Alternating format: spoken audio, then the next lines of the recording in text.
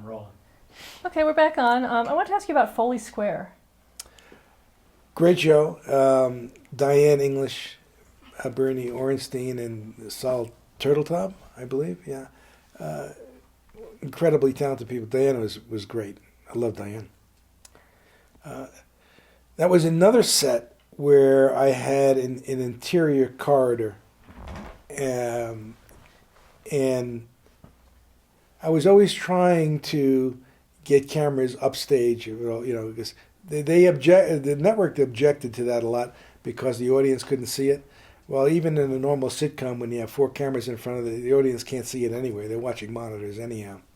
So one of my philosophies was always try to make a multiple camera show look like a single camera show, if at all possible. And we achieved that in many shows. It all depended on who was directing and who was producing and who you worked for at the time. Why did you prefer that single camera look? Well, it's just to get a different look. You weren't doing a play; you were making a film, basically. And I think you could tell a story better, basically. To sometimes we even break the fourth wall. In a lot of instances, many shows do that, and the audience buys it. You're not fooling anybody. But before we move on to Seinfeld, I did want to ask you about two feature films that you worked on. The first one being Cannonball Run 2. Great experience. Hal Needham, unbelievable. Knew exactly what he wanted. He said, "Tom, if I want two walls, I want two walls." I know exactly what I'm going to do. He was great technically, not so great with actors, but he knew what he wanted. And in that feature, there was everybody in the world was in that movie. Frank Sinatra, Dean Martin, Sammy Davis. It went on and on and on. Everybody had a guest spot on that movie. Even my daughter actually was an extra on that film. That was great fun. Tucson in the summer, not so much fun. And we converted. There was old Tucson had a Hispanic area to their back lot, and there was a church, and I changed the church into a brothel. It was kind of it was very interesting. I think that whole area burnt down. They rebuilt the whole studio at a later date. And actually, another friend of mine, Mike Douglas connection, Bob Laporta, they hired him to go redesign stuff for Old Tucson. There's a lot of interconnections going on here that goes way back. It's really bizarre. Yeah. And then Police Academy 6. Fun. Peter Bonner's a great guy. I think it was the first police academy that they had sets for. Most of it was done on location. Done at Warner Brothers. Larry Verne was our construction coordinator. He also did Cannonball 2. Great coordinator.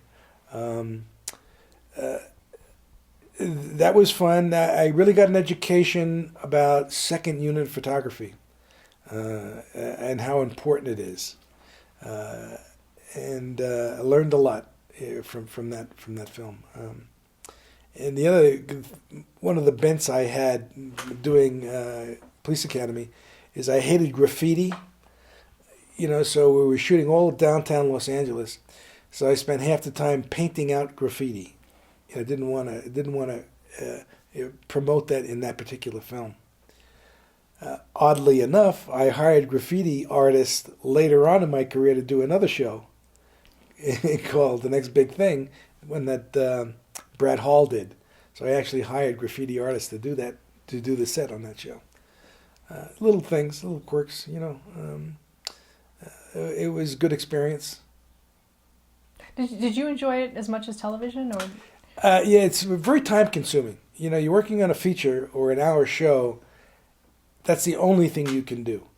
And even the Police Academy, Cannonball Run, you're working 18-hour days.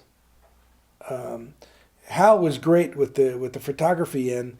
He had a certain amount he wanted to do, so he might do that in 6 hours, and the film crew would be off drinking in the bar, and I'd be working until 10 o'clock at night getting the sets for tomorrow ready.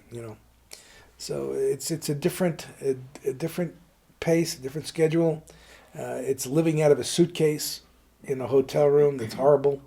You get one day off. I just prefer the in town, and that's why so many motion picture people are back into television, because they're in town. They want to stay in town. It's a hard life, on location. Now I'd like to go on to Seinfeld. How did you start on Seinfeld? Actually, through connection to Tom Sharonis, we did a pilot, Insecurity, that Peter Bonner's directed, actually. And he knew me from that pilot, and a connection of when he was doing Cotter. Wanted to make a change in the art department. The first 4 episodes were done by David Sakharov. That whole history of Seinfeld was amazing, because it was created by what's his name? Rick Ludwin. He was a VP of variety specials and late night television. So the comedy department had nothing to do with Seinfeld, and I think it was the worst testing pilot that they've ever done.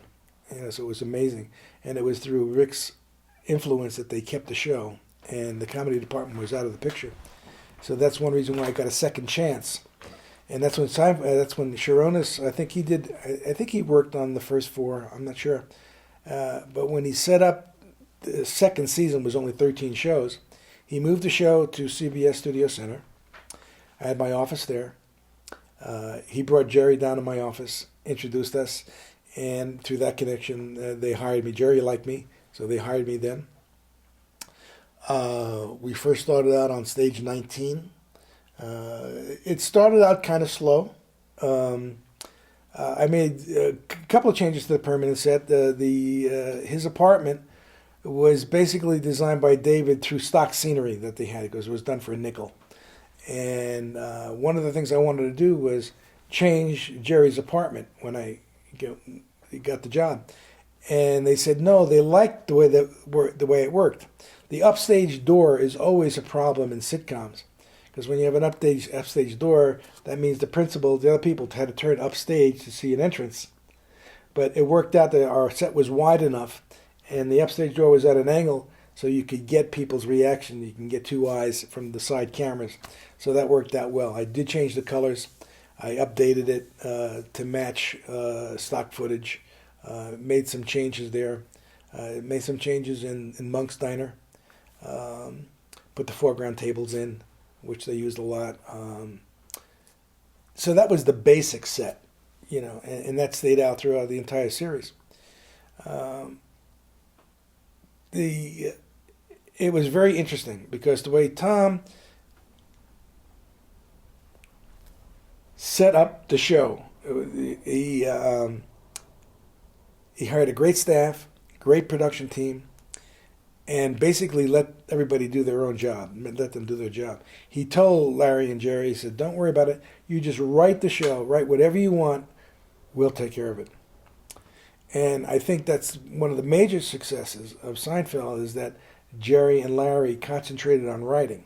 They had no production experience, which was great, because they didn't interfere, didn't micromanage.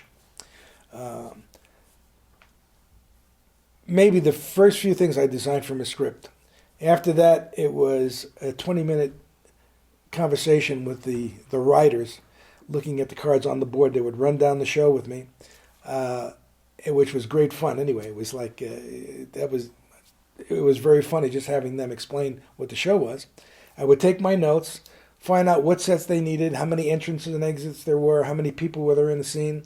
I would go away, design the sets, come back, show Sharonis what I had in mind, because he was getting information the same way I was. And then I would go to Larry and Jerry and show them what I had in mind. Of course, they had no idea what they were looking at that time, and eventually Larry just said to me, Tom, we trust you, at that point. And of course, the longer they went, the more they learned and the more input they had in the shows, so. But the big success was Tom telling the network that if we're going to do a show about Coke, we're going to see Coke. We're going to maybe next time we'll do Pepsi. It was a show about nothing, and one of the successes of the show, the Junior Mint, Snapple. They mentioned product all the time, which was common to everybody. So to genericize everything, to make generic products would be absurd in that situation. The cast, you couldn't get a better cast than with that. It was perfect. The casting for character actors were phenomenal. I can't think of another show that the casting was so great. In every role. George's parents. It's incredible. And they were all super people. Jason, sweetheart, Jason Alexander, Michael, the hardest working actor I've ever worked with. Constantly talking to himself, rehearsing. He was always in preparation. I can't think of a time where I just saw him sitting down, just having a cup of coffee, not doing anything. Julie was amazing too. So everybody was just incredible cast. And what about Jerry himself? Terrific guy. I consider he was a kid from Long Island. That made it made it big. Very unpretentious. I learned to mix my cereals together when I had breakfast, as that's what Jerry did. He had a tremendous amount of cereal for some reason, and he would mix them, and I thought, well, that sounds kind of cool. I've done that ever since. What else can I say? The what? The volume of sets. Oh, a tremendous amount of volume as the show went on. It got bigger and bigger and bigger and bigger.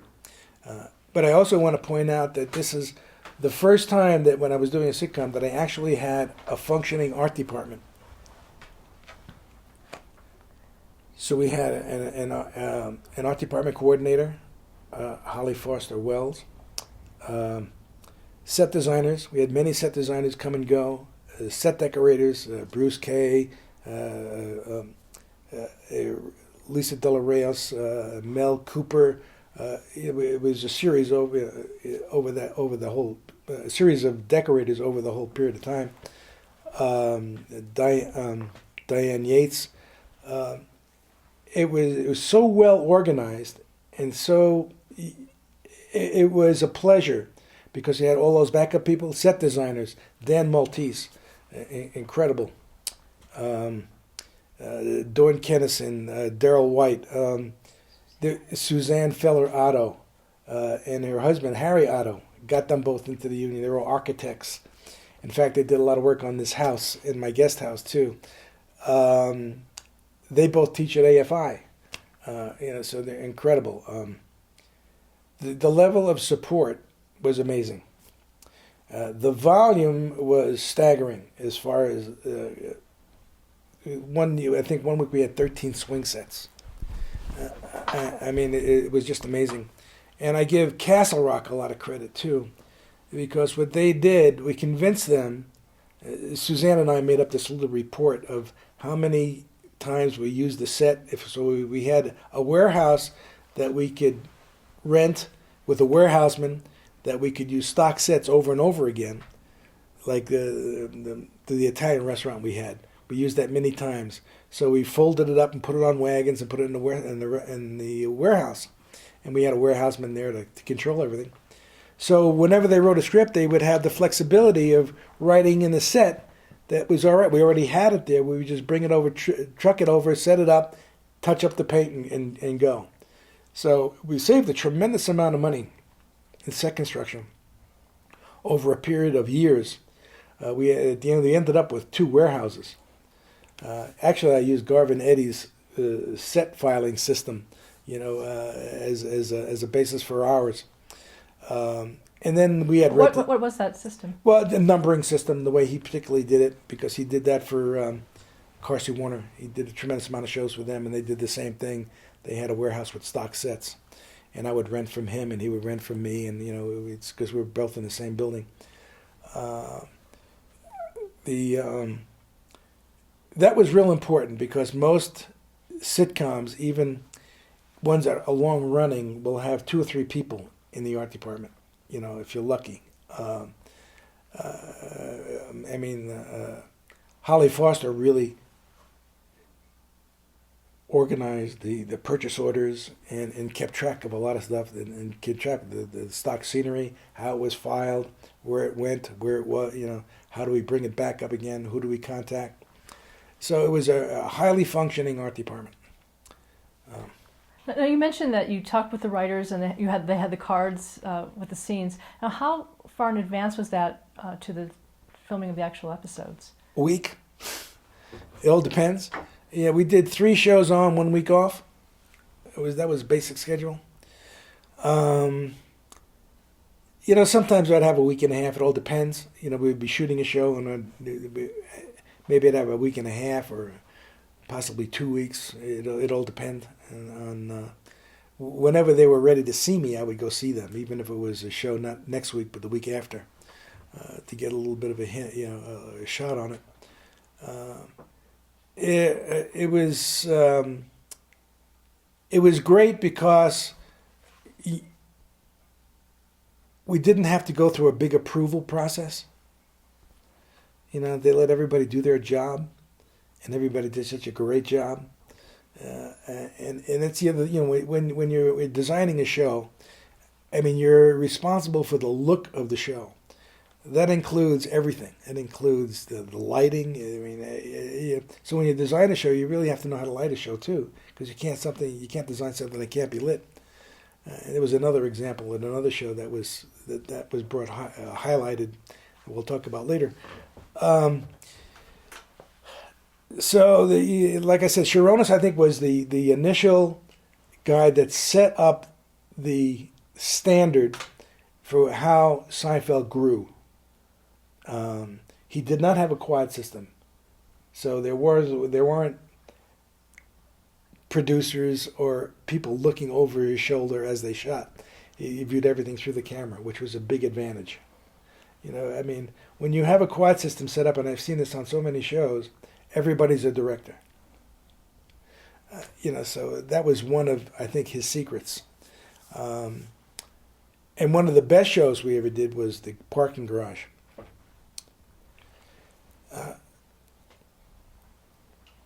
That took time to do because of the scale of the set.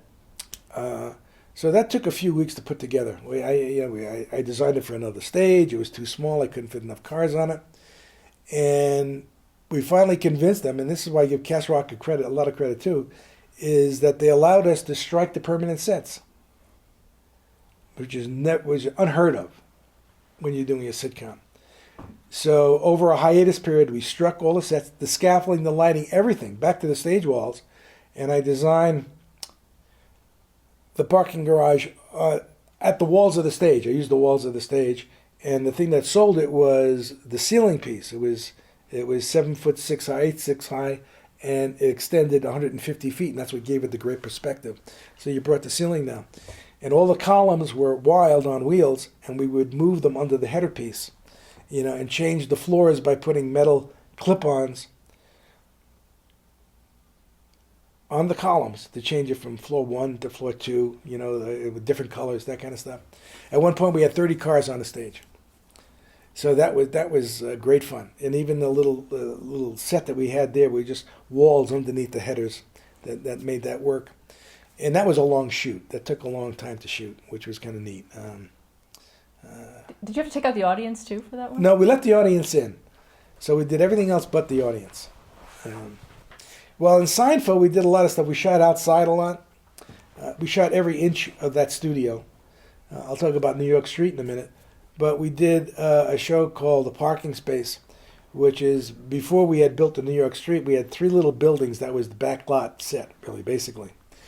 and I had put backings up on one side, and we actually put an audience outside. We built and did the whole show outside. And it was one of those shows that ran a long time, so it went from daytime to nighttime. It was kind of interesting. We did another show, bleachers at Yankee Stadium, where we set bleachers outside to tie into Yankee Stadium. Another interesting set for Seinfeld was the U.S. Open tennis match. Wayne Kenning, our DP, was amazing. We actually have clips of the Open that we matched. So I built half a tennis court, and that's when Kramer was the ball boy. Matched perfectly with the stock footage. It was absolutely amazing. And we would do a lot of stuff. I would coordinate a lot of a film crew in New York about stuff that we needed to tie into a particular show, like the particular set or whatever. Kramer walking down the street or a drive-by that we would pick up. A lot of people were totally convinced that the show was done in New York. And after the 1994 earthquake, Jerry and Larry wanted to move the stage to Paramount because they had a great New York street there. And the studio, Michael Klossman, who was the president of the studio, hired me to design a New York street to keep Seinfeld at CBS.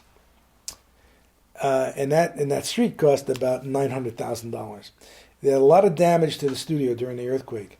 Our particular stage, at that point, we started on stage 19, and that got too small for us, and then we moved to stage 9, which was a bigger stage, and that's where we were when the earthquake hit. The sets were fine because everything was loose and moved around. The two ends of the stage walls popped off, so they had to prop those up. So it took a little bit of a time to get the studio back into working condition. The key for the studio was that I guess they had insurance money, so they actually redid the entire studio, the gas lines, the water lines, the whole thing. They gave them money to invest in the New York street, and we designed that, made a great model of that. Harry Otto again was working on that. Martha Johnson, I think, was working on it too. There was a lot of great set designers working on that whole street. So I designed that. Olu Matahano came in again and helped us design on that. And I think Eric Orbaum too. And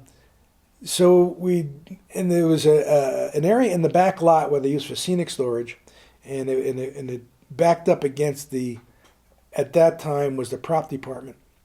So I used the walls of the prop department. I went in 10 feet and made interiors, and then converted the other side of the street it was very narrow. The sidewalks were very narrow. It was the only kind of telltale thing that it was a set. But I gave it as much space as I possibly could for two-way traffic and parked cars on either side. So we designed that. Chuck Stewart was the coordinator on that.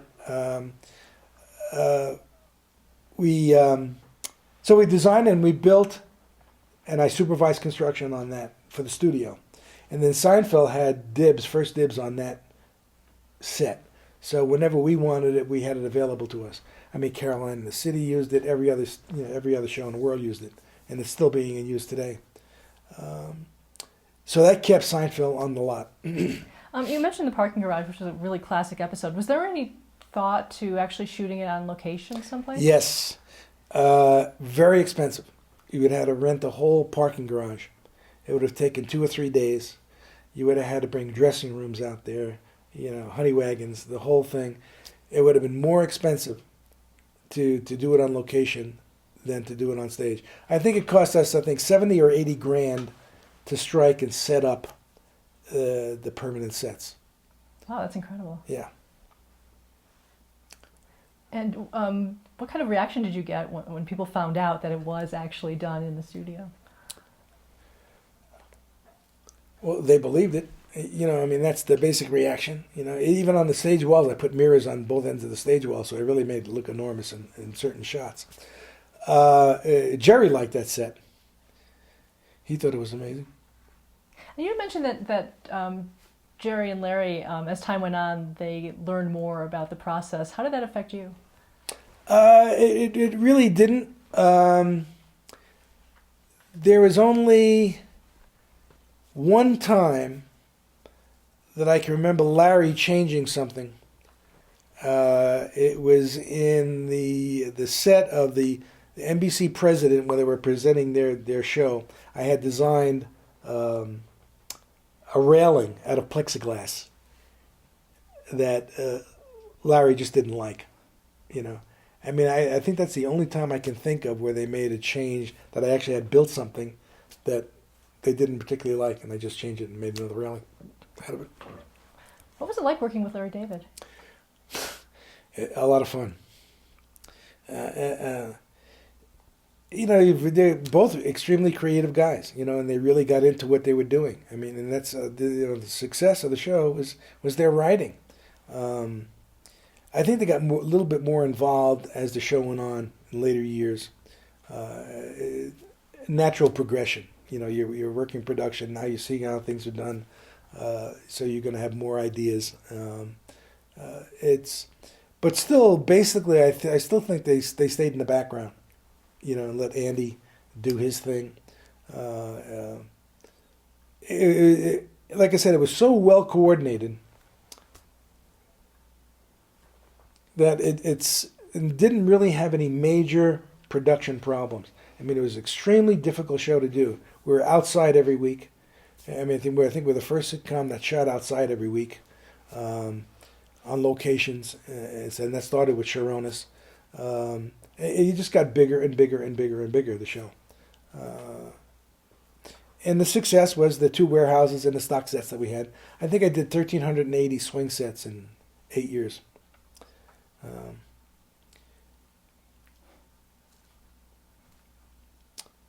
It was fun. Did things change after Larry David left?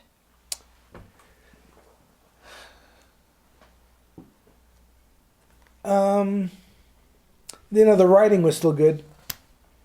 I think that might have been one of the factors in Jerry dropping the series after so many years. You know, Larry had left, I think, a year or 2 before the show ended. You know, there again, Larry wanted to do films and do whatever. You know, he did a film that wasn't that great, and then went on to Curb Your Enthusiasm, which is phenomenal. Pure Larry David. I don't think it affected the show that much. I mean, the writers were incredible that they had there on staff. Like I said, the show got bigger and bigger, and of course, Larry came back and did the last episode, which was huge. Well, why don't we talk about that now? Talk about the design that you did for that episode. Oh, well, there was a million sets in it. You know, I mean, we were all over the place. You know, I did design the courtroom and the jail, and we went to Warner Brothers to do the exterior stuff, the airport to do the plane stuff, Van Nuys Airport. We had 3 stages, I believe, that we used. The 19, 11, I think, and 14. I'm not sure what the stage numbers were, but we had, like, we brought back, like, lots of the sets, like Jerry's apartment, the parents' apartment in Florida, and a lot of 2-wall sets. So everything was represented in that last particular episode, and everybody that was in the show, the character actors that were hired, were all in the last episode in the courtroom. So it was complicated. Was there also a lot of secrecy involved? No, not like Newhart, you know, which was a total secret for everybody. No, it was. I think it ended good. What about the prison set, that last scene? That was nothing particular interesting about it. I mean, it was just you know, I've done a million prison sets before. It was kind of clean. I did that on purpose instead of making it really funky. I don't know. I thought it was good. I thought the last episode was good. So you liked the way they ended it. Yeah. I mean, I began to like it. You know, I've come to like it. Yeah. You work really closely with the principal directors of that series. Can you talk about working with Tom and Andy? Yeah, you work very closely with a director. Like I said, because when you design a set, you're basically designing this. I mean, you're directing the set. So my first obligation is satisfying the needs of the script. And with the writers, I want to know how many people are in a scene. How many exits and entrances there are. And from that information, I will lay out a set, whether it's a restaurant, a bar, or whatever it might be. Take that design and show them, present that to Tom or Andy, and tell them what my ideas were about that set, and they would, either it worked or it didn't work. They always worked for some reason. Very few changes I've ever done to sets, only because I thought of it as a director. I want to know how the mechanics work. And I talk about mechanics a lot. Did things change when Andy Ackerman became the principal director? No, the shows got big, and he did a great job. It's just a matter of making the upper echelon happy. It's working with what you have to work with. I can't say anything negative about what happened. Tom was a good friend. I was sorry to see him go, so, but it's still, life continues, it happens often in TV shows, so it's not a unique thing, things change. Now, where were you located when the show was being shot? Where was I located? Office? At CBS. Where would you, when the show was actually being shot, where were you? Were you on set? Were you? It all depends if I had time. The best thing about the Seinfeld show was the readings. The table reads. It was like a radio show. It was incredible. So I always try to go to the table reads, and not only that, we had a production meeting either before or after the table read. So you had to be there for that. During the show, I would come and go depending on what my schedule was like. What I had to do for next week. Usually breaking my hump, getting next week's sets done. Do you have a favorite episode?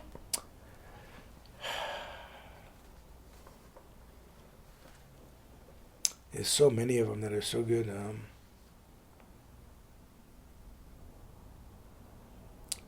I think maybe the third and fourth season.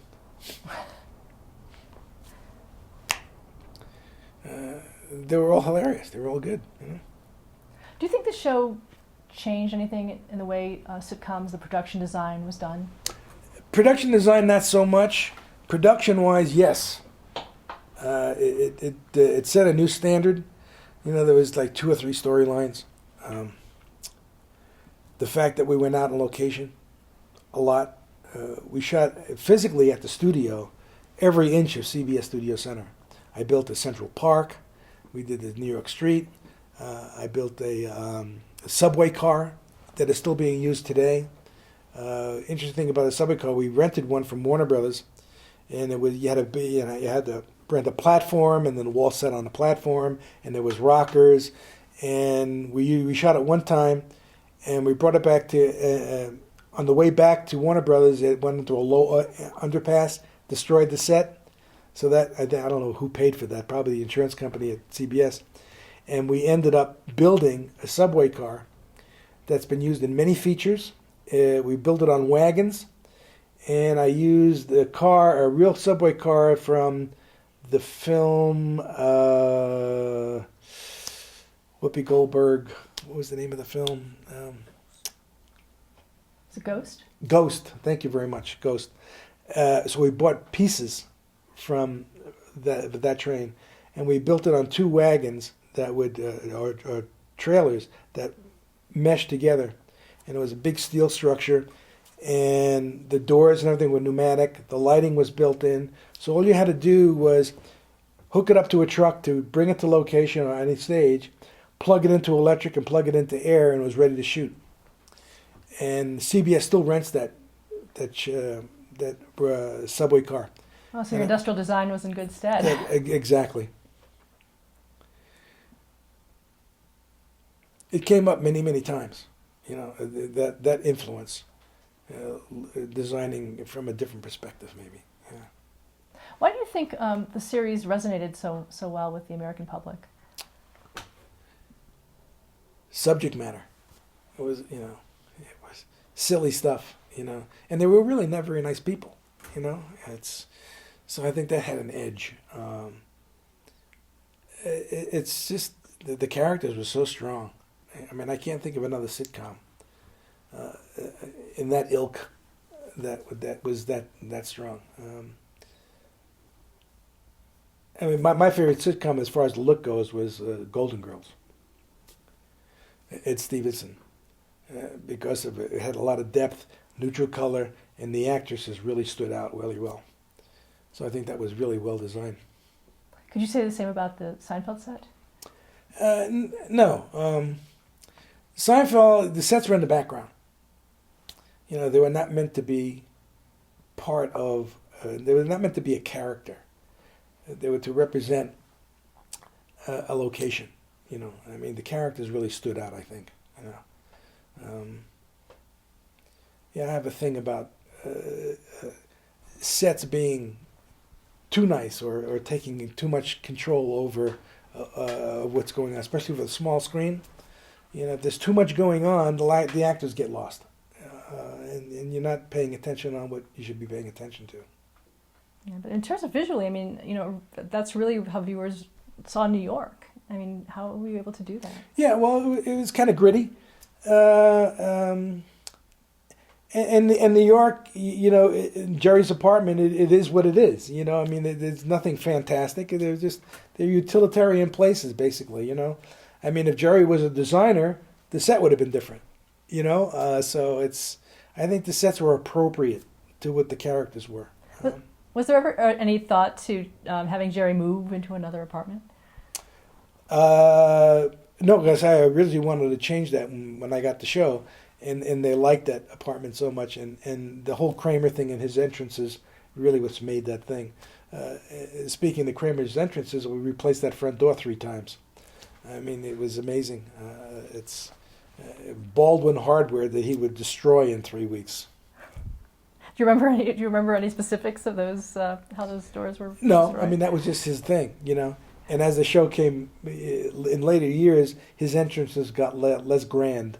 He did other things instead of bursting through the door. His entrances were always great. Like I said, he never stopped working. He was always introducing new stuff. It was funny. What is your favorite memory for you of that show?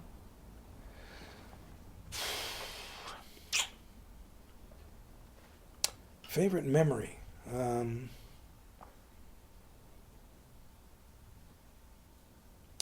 don't know. It was so intense. Okay, I think the thing I liked the most about that was the art department. Compared to the other shows you worked on? Yeah, because we had a functioning art department, which is so rare today. If you're lucky if you get 1 or 2, 3 people working for you. But we had a art department coordinator. It makes it easier when a show is that complicated. If you have the support, it's important. That's a good answer. While you were on Seinfeld, you were also working on Caroline in the City. Is that right? Caroline in the City and The Single Guy. Brad Hall, and it's Jimmy was doing Caroline in the City, Jimmy Burrows, which was kind of fun. Single Guy was kind of fun because it was Brad Hall and Ernie.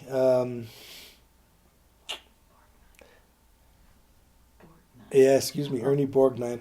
Great guy. A lot of fun there, and that was really interesting.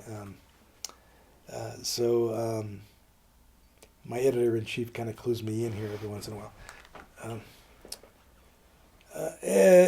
Oddly enough, there was one season where I had 3 shows in the top 5, for a couple of weeks, which was kind of interesting. And they were all done at the same studio, And like I said, I had tremendous support. Dan Maltese, another thing I want to mention about Seinfeld too. We had a graphics department. We had a lot of interns from Art Center, and we actually created a graphics company out of Seinfeld. There was one episode, Rochelle, where we had to do a poster in 24 hours. That cost $5,000 to get done in 24 hours. We did 2 posters, and that's what actually started the wheels turning on and creating a graphics company. CBS had a HP printer and a computer that was in the art department not being used. I kind of commandeered that and hired an intern from Art Center, Scott Pitters, who actually worked on Caroline in the City and Seinfeld and all the other shows that we were doing. So we started a graphics department. He gave up his scholarship. He worked for us for a season. He got paid very little. Went back to school, got his degree, came back, and we started OY Graphics. So we had the same poster that cost $5,000. We could now do overnight for maybe $300. So that's what started a whole other business. And we ran that. It started in '95, and it went for about 10 years before it dissolved. Who was your partner in that? Scott Pitters. Oh, okay. Yeah, incredible designer. We had lots of interns from Art Center. Serena Wong, Nicole, can't think of the name. I had it written down. No, Nicole Wells, I think her name was. They were paid, very little money, but at least they were working in production, So that was the other thing that made the art department great. We had a graphics department. It was amazing, So, we covered a lot of area. Going back to Caroline in the City, that set was known for the columns that were in her apartment. Can you talk a little bit about that? Right. Yeah, it's always funny about, you're putting columns in somewhere, and the first thing directors want to lose is the columns.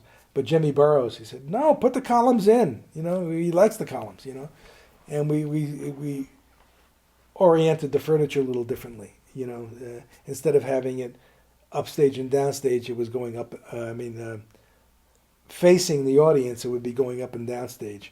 So they would stage it a little differently. That was a fun show to do. And that lasted a few seasons. Yeah. And then you did the pilot for Spin City. Spin City, Gary Goldberg, Tommy Shalami. Was great. Because Tommy wanted to do things differently again. And I think it was another groundbreaking approach to a sitcom. We had a lot of interior corridors, interior sets. We replicated New York mayor's office. Had you visited it? No, it had a lot of photographs. And, I did my own little thing there too. But Tommy was great. It's the walk and talk. Steadicam. That did a few other shows that way too, and that was an interesting show. Again, Dan Maltese and Eric Orbaum worked on that with me. We had to design it so it could troop to New York. They were going to do the show in New York because Michael Fox wanted to live in New York and wanted to shoot the show in New York. So it had to be designed in a certain way that it could be trucked to New York, and it was a huge set. Huge. Took up the entire stage, but it was like, 6 sets in one. Why wasn't it built in New York? Because they did the pilot here. It's probably cheaper to do a production here than it is to build it and shoot it in New York. And maybe they didn't, maybe it was a possibility it wouldn't go to New York. I don't know. I wasn't privy to that. But Tommy was great to work with, and so was Gary. Very interesting show. And how come you didn't stay on it? It moved to New York. Were you offered? No, I wouldn't have taken it anyway. No. You also worked with Tommy again on Sports Night. Ah, yes.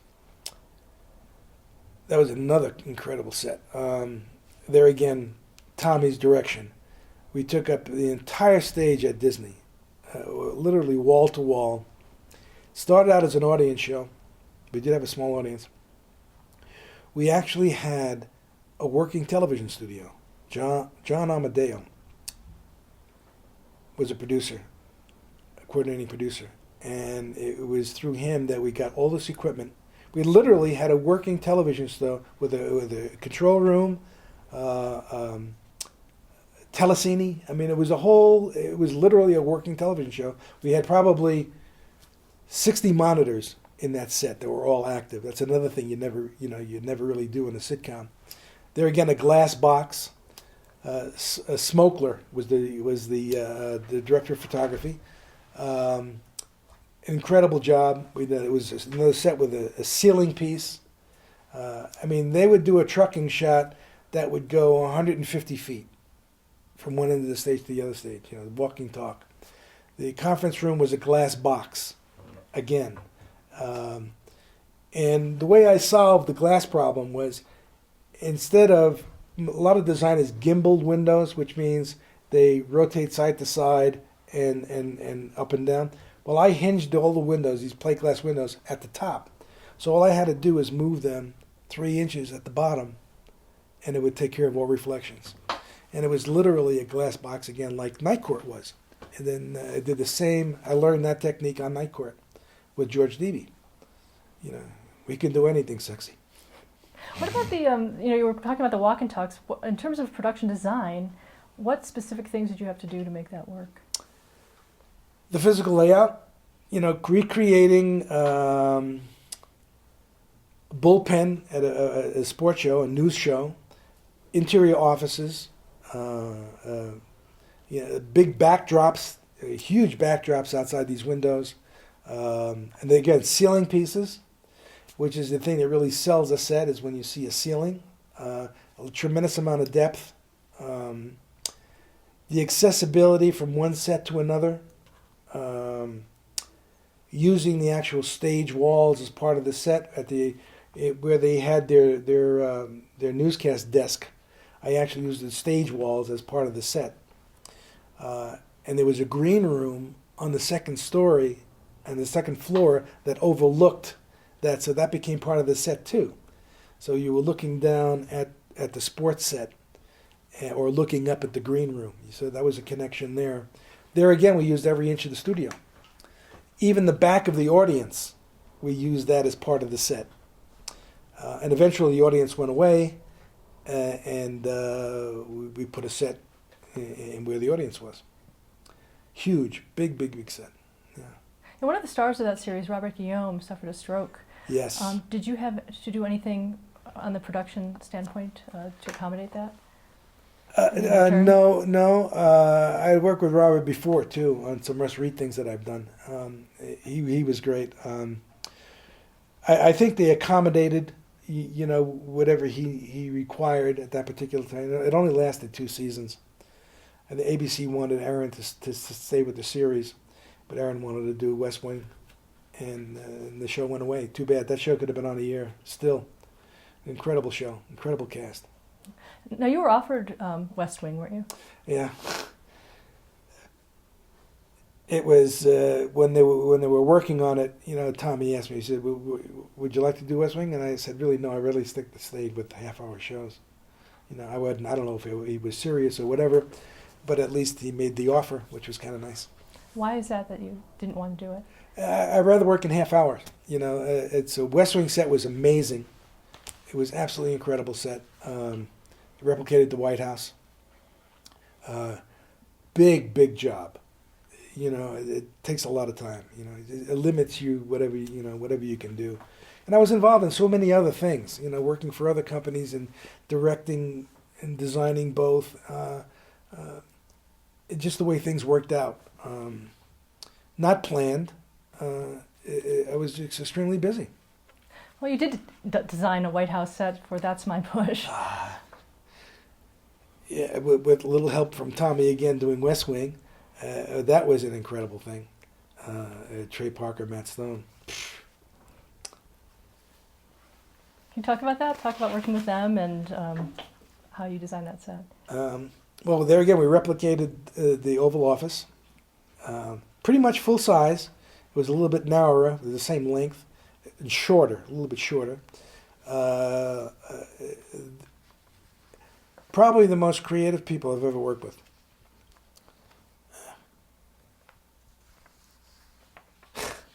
It was so much fun. Everybody on the production crew was younger than my daughter. They wrote music. They could do everything. These guys. They were absolutely incredible. Ann Garofino was the producer on that. An incredible experience. It was a very expensive show to do. That's why it didn't last very long. Timothy Bottoms was Bush, played Bush. Great. It was great. So we turned the White House into a sitcom, which was extremely funny. A lot of special props. The subject matter was just absolutely incredible. Mel Cooper was the decorator. Very labor intensive. We replicated a lot: the dining room, the Lincoln's bedroom, corridors, elevators, the main entryway. Where the president walks down on a red carpet. That whole set. We turned that into a living room as part of the sitcom. And of course, they had the wacky neighbor next door that always popped in. It was incredible. The Richard Improda was my assistant on that, and Richard is an extremely talented guy. He designs all the parades for Disney all over the world now. Incredible illustrator. He also did Bob Patterson with me too, Richard Improda. And like I said, I had incredible support. And even Eric Orban, another fantastic set designer, art director, did some drawings for us when we replicated all the intense detail of the White House for that show. It was really fun, really fun.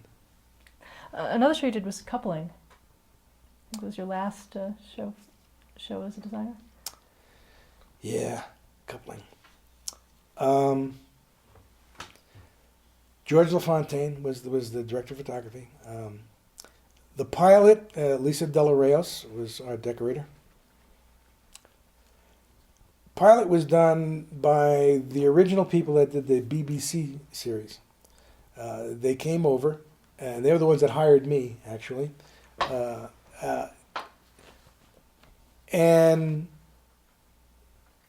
I pretty much replicated or stuck to the BBC profile of what the sets were: bar, her apartment, whatever, and customized it a little bit to fit our particular needs. Americanized it somewhat. Pilot was great. It was terrific. They did not have a good experience, the English director and writers and producers. It was the network involvement that really turned them off. You do a show for BBC, they give you X number of money, they say, do 13 shows, I'll see you when it's done. Here everybody has their fingers in everything. Well, what they did basically was they destroyed a hit show. The network did, basically. Dilute and destroy, I call it. And that's what the networks do now. They dilute and destroy because there are no more independent producers. They're all gone. So now you sell a show to a network, you sell your soul. They own it because of the syndication rights.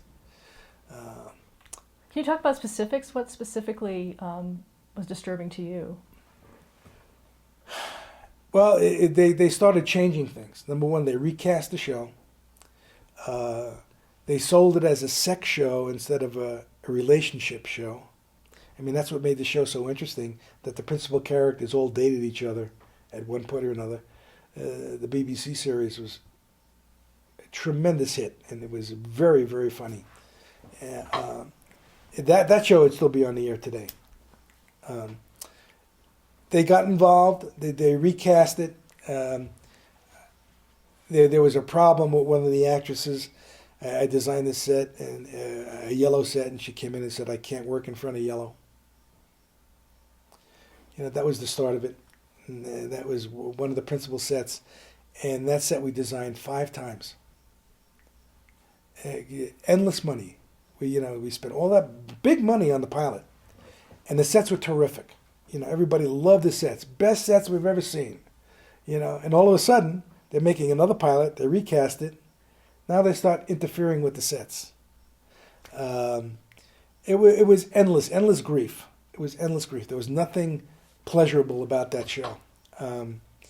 Even to the point where at the end, in the bar set, we had columns again in the bar set, you know, just to create depth and a little interest. Network note come down there, get rid of the columns. They wanted me to take the columns. And there were brick columns about this wide. So what I did was I cut the columns off, and I brought one of the columns up to the bullpen in the writer's office and put a sign on it that says, "Columns are not funny." You know, so I mean, it was that kind of interference when the network gets that involved, where they're doing stuff for the set, you know, instead of concentrating on other things. I mean, it's bizarre, you know. I think Ben Silverman destroyed that show, and he was the one that created it and brought it here. It was one of those things that I think George LaFontaine retired after that show. It just started out so great, had such great potential, and it just turned to crap, you know. And it was just network is to blame. Was this also the series where a researcher mentioned that there was one show that you did where you had a black-haired actress? This is the same one. Can you tell that story? Well, it was, can I say her name, the actress? Maybe not. But anyway, beautiful girl, blue-eyed, black hair.